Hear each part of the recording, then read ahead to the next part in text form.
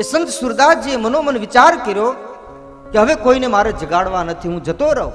અને પોતે નીકળ્યા છે. હાથમાં લાકડી છે, મુખમાં કૃષ્ણનું નામ છે.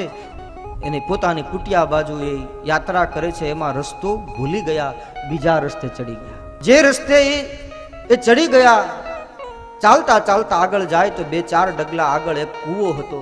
જો વધારે આગળ ચાલે તો કૂવામાં પડે.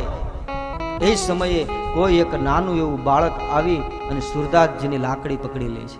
બાબા આગે મત જइयो, वहां पर कूप है. संत सूरदास जी विचार करे, आ मध्य रात्रि में यहाँ कौन है बालक? पूछू बेटा तुम कौन हो? आ तो कन्हैयो जगत नो मालिक नटखट छे. યશોદાનંદન એ બાલકૃષ્ણએ સંત સુરદાસજીને કીધું કે બાબા હું તમારા ભજન સાંભળતો હતો. ભજન તો કે તમારા ભજનમાં હું બેઠો હતો. સુરદાસજીને નક્કી થઈ ગયું મનોમન કે આ કોઈ સંસારીનું બાળક ન હોય.